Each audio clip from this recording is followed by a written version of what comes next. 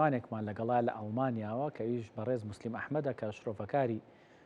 سیاسیە باس لە ئەم بابەتە دەکەین و باز لە لێکەوتەکانی دەکەین. بەڕێز مسلیم ئەم کاتت باش وسڵاو لێبێ با لەوە دەست پێ بکەین. ئێستا قسەکان لەسەر ڕێکەوتنەکەی هەسەدە لەگەڵ حکومەتی سووریا، ینی تا ڕادێک بۆ بە دوو بەشەوە، ئیتر نازام کام بەشەیان زیاتر خەڵک قسەی لەسەرکای خود لەگەڵیاتی بەدڵێتی. هەندێکیان باز لەوە دەکەن کە ئەم ڕێکەوتنە ڕێکەوتنێکی باشە و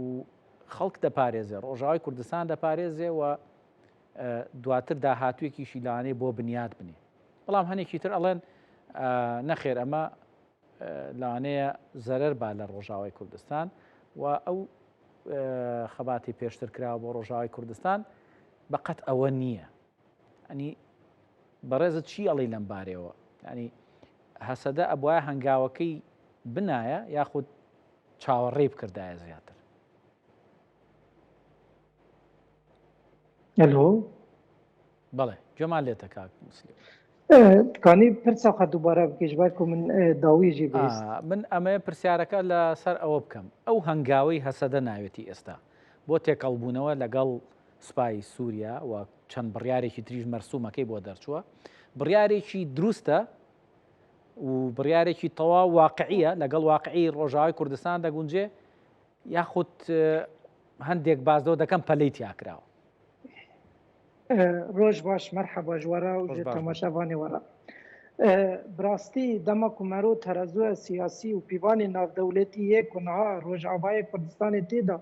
و کورد تێدا چارە لە پێش کوردا تنەنە خەنجی وێرێک هەفتنێ، یعنی یا ئەمە تێکەون شەرێکی درێژ و بەرفەرە ئەنجامە وێژی بارێ وێل سەر گەلێ کورد گران دکرد و زاننجی زیدەتی دی 10 ساڵە خەلکێ مە di nav şerdaya hinkî wasta bûyan. Ev rêket nameya di navbera hêza Kurdan da yekîniyên parastina gel û rejîma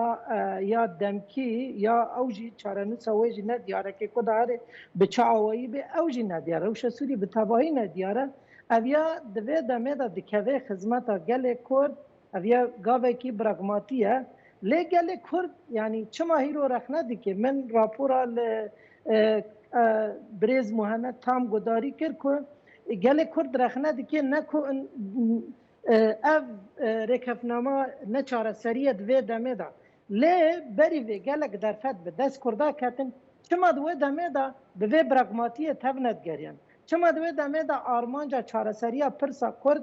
ji xwe re nekirin armanc bi hinek tiştên din mûcil dibin, bi hinek bîrdoziyên û projeyên hane din ku hîro em gihandine vê qonaxa ku tir rê û çare li pêş me nemîne ku em mafê Kurdî yanî bi tiştên herî kêm bi dest bixin. Bi rastî em kêmasîne li gorî berxwedana gelê Kurdan li gorî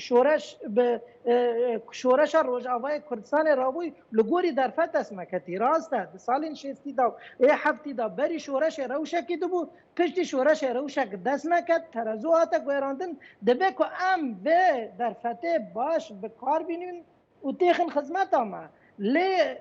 mixabin ev kesên ku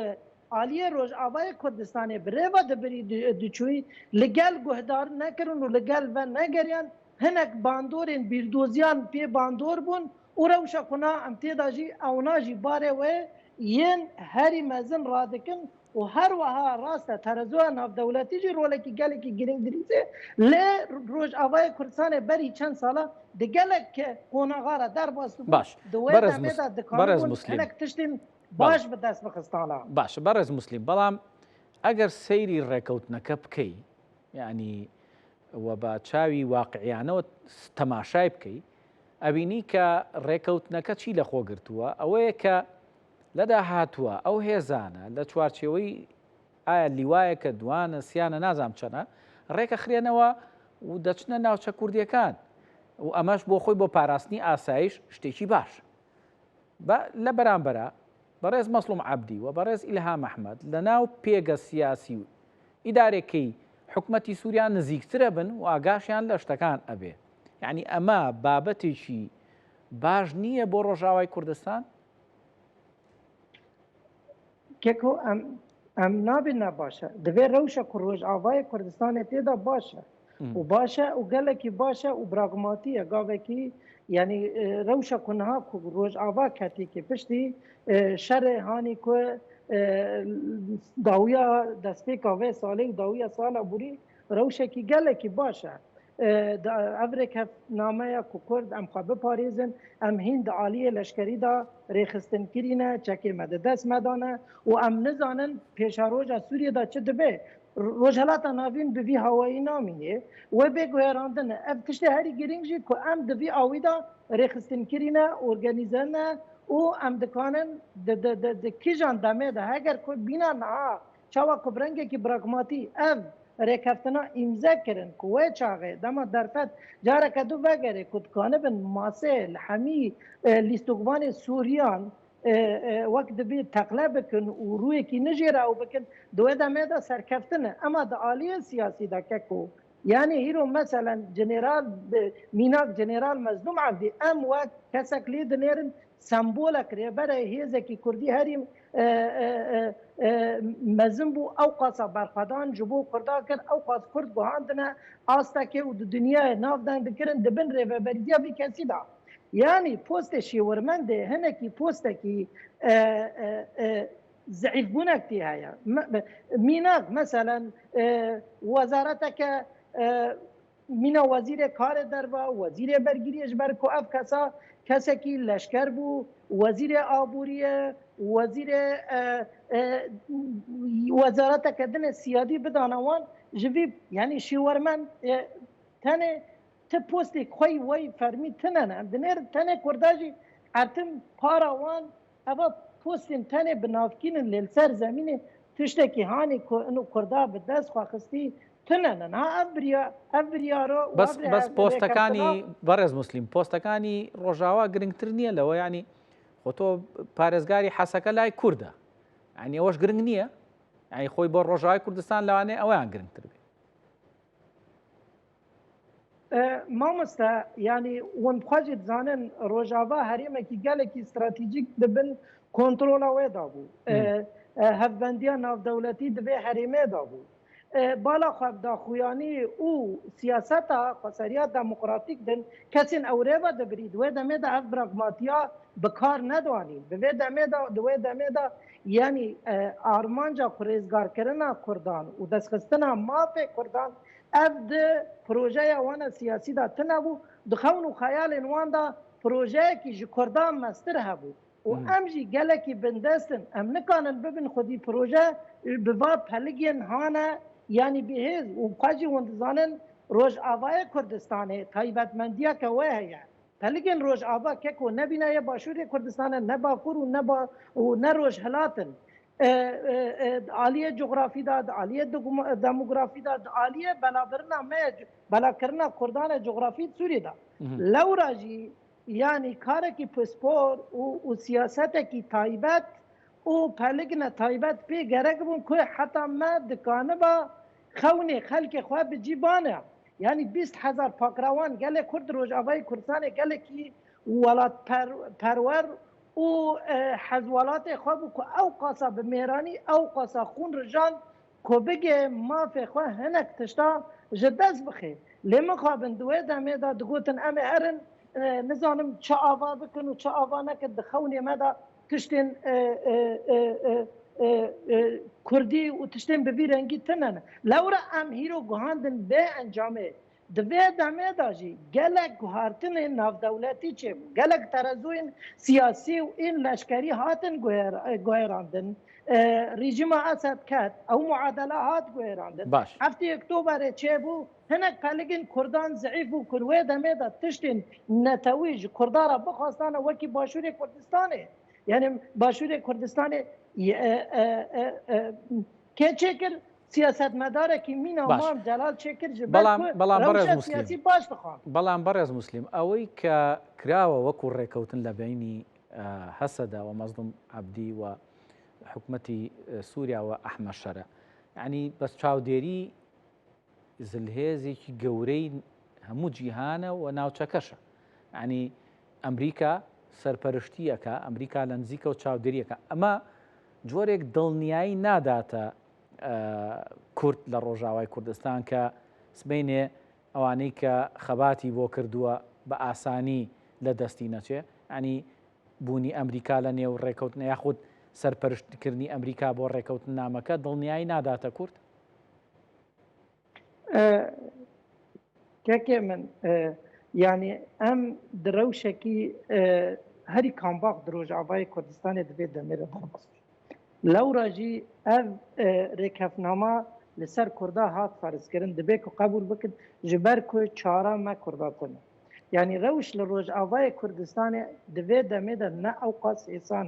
peligên Kurdan nebîna sala çûniye nebîna berê rejîma Esed'e rast e Kurd hertim dibêjin me ew qasa hûn rijan me ew qasa xelk rêzgar kir me ew qasa yani tecrîba Kurdan Rojavayê Kurdistanê ta vê kêlîkê tecrîbakî serkeftî bû tecrîbakî li gorî xewn û xeyalên Sûriya bû nêzîkî dadê bû demokratî lê hebû abûriya aramiya abûrî û ya civakî lê hebû te dinêrî Sûriyekî biçûk Sûriyekî gorî Sûriyan dixwastî lê mixabin aliyên din derfeta yekê ku dest wan ket hemî tiş li Kurda hilmalandin û êrîşî Kurdan kirin û civaka nav dewletî jî ji ber ku terezo hat guêrandin yani ku rewş terezo nahata guêrandin dibû ku Kurd em nedketane vê astengeya ku niha em tîra derbas dibin jî ewna jî dawiya dawî hatin li vê derkêke ku li bercewendî xwe digerin bercewendî xwe te de hebin û tu dikanî bercewendî xweban re bikî yek wê li pişte bimînin û pişte biparizin tu bixwazî zanî tîkiliyên di navbera dewleta de û dayînistan din û kirîn û firotan li ser bingehê bercewendî ye gelê Kurd her dilmayê him yani dinêrê ku bi tenê ma him di aliyên rêxistinî Kurdî da him di aliyê civaka navdewletî da him jî di aliyê ku rewşeke yani siban nizanin ku çi bibe yani em heta vê kîlîkê destûrê Sûrî da tiştekî Kurdû heye ne tenê mersûmekî teşrî'î ye eva mersûma jî kîjan deqê û kîjan derfeta di dest wan kevê bê guêrandine ji ber ku ev mafên ku niha dest Kurda ketî mafên siyasî ne aliyê din negiştiye wê baweriyê ku Sûriyeke hevbeş û hevpar ava bike ku hemî kes gerese tê de cî xwe bigirin eger pirast ev neyta û ev dilpakiya li cem colanî û kesê derdora wî ma çima di destûrê Sûrî de pirsekê Kurdî neanî ziman ma çima gavek berê wî navêt ma çima em gahadine vê guvaştê vê rewşê بەس خۆ بەڕێز موسلیم یعنی دانان بەوەی کە یاخود بڕیاردان بۆەوەی کە زمانی کوردی لە پرۆگرامەکانە بخوێندێ و ئیتر لەمە دووە ئەوانەی کە لە ڕۆژاوای کوردستانن هاوڵاتیانی ڕۆژاوی کوردستان بتوانن بە زمانی کوردی بە زمانی دایکی خۆیان بخوێن ئەمەش بۆ خۆی هەنگاوێکی ئەگەر بڵێم مێژوویە یعنی کەمترم نەوتوە چونکە خۆ تەزانی لە مێژووی ڕۆژاوای کوردستانە کەس نەیتوانێت بە کوردی بخوێنێ یعنی ئەمەش خۆ کەم نییە کە بەدەساتوە کەکو berê dema ku me dirêxistina de kar dikir me raporê xwe bi Kurdî dinivîsandin me tirsara di qetaniya ved şardiya çewîta ji ber ku pirsekî Kurdî qedeqe bû lê piştî şoreş rabû terezû hat guêrandin dibe ku em xûna ew qas pakrewan û vê derfetê berê bi hevra wekî dibêjin nekine mîzînekê wela berê nizam çi hebû niha bes e ev dest me ketiye ev ya yani ciyê nerazîbûnê li cem gelê Kurd e û ya didiya jî zimanê Kurdî em Kurd netewa didiyan di Sûriyê dane piştî Ereban wek netew ne tenê li herêma Kobanê li herêma Efrînê û li herêma Cizîrê Rojavayê Kurdistanê Kurd hene Kurd li Hemayê hene li Dîmeşqê hene li derdora Mabûkê û Helebê û Babê û Ezazê û Cerablusê bi bandorên jî li wê derkê gelekî pirin lê rastî ji guhxwaxistinê hatin kirin ji aliyê rêxistinên Kurdî hemî ala de bandor nedan ser wan û tîklî wan re nekir hinek wana ji xwe bîr kirin زمان کردی زمان نشتیمانیه د سوریه دا نه زمان فرمی مینوی مینا زمان عربی د جیانا روزانه دا دیا وی ولاتی دیا وی دولتی دا همه لحریم کردا تنه به کار کرن و تو بخواهی زانی چه قاسه جداهی د نوبر از زمان نشتیمانی و زمان نتوی دا هیا گلک فرق و جداهی ده و اف دست کفتی که دست کرداجی کتی حتی وکیلی که جی دست کفتین که مرسوم تشریعی یا رئیس و یا قاطی گوهراندن ند دستور دانه و دبی دمی پیش داجی ام لبه هیوینه دبی گله ما هشیار بی دبی که شروانی ما ریخستین کری بین و دبی که ام لدورا و هزه بسکنن لی اویا نوه و تایا که انو ام بسدی صد اف کسین که با بریارا ستاندنه که ام گهاندنه و قوناغه انو سیاست وان راست بو و امجی حمید تشتی بکن استباریه جواقا ناف دولتی خواجنش کافدا جبر مبادا برجاندی خواه مقدیه نه اف کساناجی نیویه و روشا کرد کتنی که باره و را دکن جبر که بری چند سالا بره دگوتن پروژه که می تایبت هیا پروژه که می تایبت هیا امه بهیزا خواه پروژه خواه جی بکن پروژه مجی سینورا در روشلات ناوی دارا کرد افجی کرده گله که مسترکه که من هم کرد گله که بندستن اوجداریا ما به آلیکاریا ناو دولتی هیا هیزا ما به تنه تیری مناکه کمریزگار بکه و به تایبتی جی تلگین روش آبای کردستان روشکی می تایبەت هەیە باشە بەڕێز مسلیم دەورام گەشتە بێ قۆناغێ باش شتێکی تر کە مایچ سەرنجە خۆتەزانی لە ماوەی ڕابردوو کە خەبات دژی داعش دژی تیرۆرستان و پاراستنی ڕۆژاوای کوردستان کراوە هێزێک بە ناوی یە پەژە دامەزرا هێزی پاراستنی ژنانە کە ئەمەش بۆ خۆی لە ناوچەکە شتێکی نوێ بوو ینی قوبوڵکردنی لەلایەن حکوومەتی سووریا بەوەی کە ئەو هێزە قوبوڵ بکرێ هەرچەنە باز لەوە دەکرێت کە لە ناو سوپایە لەوانەیە نەکرێتە ناو سوپا بەڵام لە ناو وەزارەتی ناوخۆیە کارەکانی بکە ینی بۆ خۆی قوبوڵکردنی ئەو هێزە و دواتر هێزێکی ژنان لە ناوخۆی ڕۆژاوای کوردستانە بتوانێت دەستگاکان پارێزێت دەتوانێت ئاسایشی ناوخۆ پارێزێ ئەمە بۆ خۆی دەستکەوتێکی باش نییە بۆ ڕۆژاوای کوردستان و شتێکی نوێشە لە ناوچەکە چکە هیچ هێزێکی ناوچەکە جگەل لە ئیسرائیل لە ناو سوپاکەیە ژنان بەو ڕادەیە وەکو شەڕکەر بوونیان نییە بڕاستی ئەم وەک ینی چالاکوانێکی کورد بەژنەخوا لەبەر گولیên keçên Kurdan mor ditewînin li ber cangoriyên wan bi keda wan û cangoriya wan ev lempoya civaka navdewletî kulser me vêxist û em Kurd Rojavayê Kurdistanê hatine naskirin keda wan bû lewra jî dibe ku rêz ji wan re bêgirtin û ji keda wan re bêgirtin û rêzgirtinek jî ji wan re bêgirtin ku ewna jî bêne parastin lêk ku tiştê herî girîn دەستکەفتên Kurdan e û mafê Kurdan e dema ku em di destûra Sûriyê de li ser coğrafiya xwe coğrafiyekî Kurdî Kurdistanî dihindir Sûriyê de dema ku em xalên li jor destûr da ew xalên hane ku kes nikane ne bi lîstoka pê bike û ne biguhere mafê xwe bicî bikin wek netewa dudiyan di Sûriyê de dihindir Sûriyê de di wê demê de hemî tişt wê bibin wê hêsantir bibin نها آرمانجا وان و پرسکریکا لجم عالیه دن کرده و هبونا کردایا و مافه کردایا و دستکفتین کردایا ما نج روژه دا شر لهامبر و پاراستنا سوریه کرد دما که اف سوریه لسر کرده هاتا فرد کرن و ولات مچار پارچه بو و ام دوی جغرافیه دا بون هفبش یوسف العزمه یه یکمین کرد بو که پاراستنا و سوریه کرو تا هیرو ام کرد با آرک خراده بنا لی تا و کلیکه که کو متشتک جماف خوانستان دیه کو تشتکی هندگی جی ددن ما و لسر ما دکن نزانم چی نو ما دایی و نه که کو هم بکدا گلیمورین ما و شیرین ما و شروان ما و شریا گل ما دبری خستنین کردی چه این در و اینها چول شامر امضا کری و چه این شامر امضا کری و در وایوی بجنا خال بر بی گلی و لبر و گلی موران بتوینن و لیبورینه که بخوازن جبر که اونا باره و روشه هنه که را دکن که گل مگیشته و آسته و گل واسطه و حق گل جی های رخنه بکه برای کس یعنی نبیجه که اف گلا یعنی شاشه و نل سر حقیه افی گلی خونده 20,000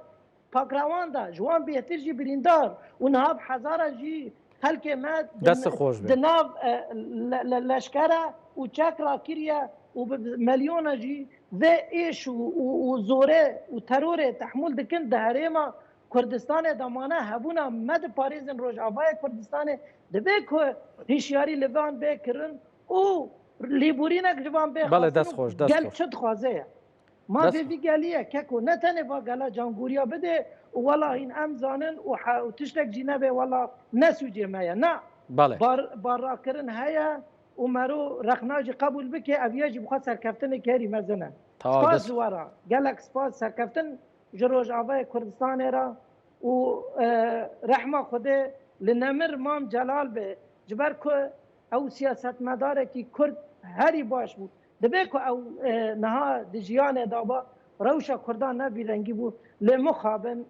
کسی که مینا مام جلال ناو مبار کر و روج ابای کردستان بیرنگی بود از بخواه یک جی دبینم شاگرد دبستان ویا سیاسی ام کرد گله کی شانسلی بون که مام جلال هات جیانه و جمره اف پشت و بنداو هیرو نه باشور کردستان با و نه سیاست مام جلال با که که هیرو نکابل سر و کناله ایش و آزارن خلق خواه بانی زمان یا جی نه کارمند دیور روجاوای کردستان